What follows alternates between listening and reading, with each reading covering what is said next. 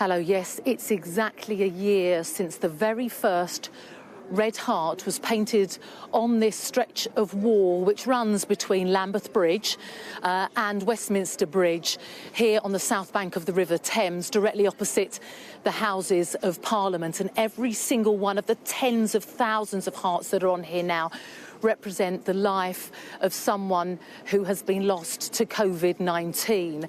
And today, the people who are gathering here are going to march to Downing Street, a silent procession, to deliver a petition which already has close to 107,000 names on it, calling for this memorial wall, which runs about 500 metres in all, to become a permanent memorial, a place for people to come to reflect, to remember those who've lost their lives. And this, of course, all on the day, as we were just hearing, when fixed penalty notices, we're told, are being issued for the breaking of the law, the breaches of these COVID rules by those working at Number 10 and also across Whitehall. And I'm joined now by two sisters who've come all the way from Glasgow today. I'm joined by Diane Devine and by Patricia McCarran. And thank you so much. I know it's a very hard day for you. You lost your mum, didn't you? April the 9th, 2020, and actually someone came and put the heart on for you initially. Yeah. Tell me about that. At the point we couldn't travel from Glasgow to do the heart ourselves, so through the bereavement group, someone put my mum's name on the heart, so it was lovely for that. And Diane put a thank you on the bereavement group, saying thanks for whoever, and that person got in contact with us. So we're now friends with that person who painted. Your mum's up there, isn't she? She was 79, Eileen. Jonathan just getting a picture there, and she was 79, but she was fit and well, wasn't she? Nothing wrong with her at all. Yep, absolutely great. So how important is it? Why is it so important to have somewhere like this to come to? What is it about it?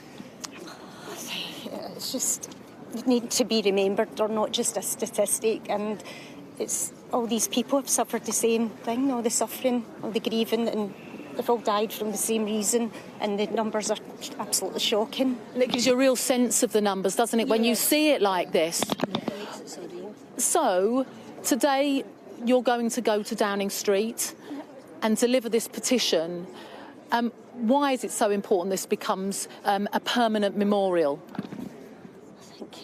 Well, everyone should be remembered. They need to be remembered, and it's got to be visual. So this all on the day, we know that these fixed penalty notices are being issued. What was your reaction when you saw this unfold, this news coming out of party after party? Bring your own bottle and things like that. It's very angry. It's very disrespectful.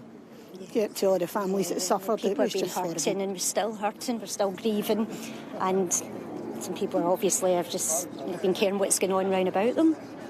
Is a fixed penalty notice enough as far as you're concerned? We should be here just now, facing people. Come down and face the people, definitely. An apology would have been, a fixed penalty notice isn't enough, and that's nothing really. I don't think that's... I think an apology in front of the people that have suffered, it would have been more meaningful. And what about the Prime Minister himself? We know that there was all the calls for him to go. It all kind of stepped back when we had, the outbreak of the war. What do you think now? Now that we're at the point where, well, we don't know yet, but these fines are being handed out. Well, I don't think we can just ignore it because there's things going on in other parts of the world, because we're still here and this is still going on for us, so we need to think of ourselves, and I think that call for him to go still exists. OK, thank you both so much. Just before we go, I'm just going to take you round to one of the hearts, which is just here on the side of this pillar, and it says, "Mum, we never got to say goodbye." And I think that's the point, isn't it? For so many people, they were in the middle of a global pandemic. There were restrictions which meant that they couldn't come to see their loved ones in the last moments of their lives while people were partying. And I think that's why there's this frustration and why there is this demand that this wall remains a permanent memorial to those who lost their lives.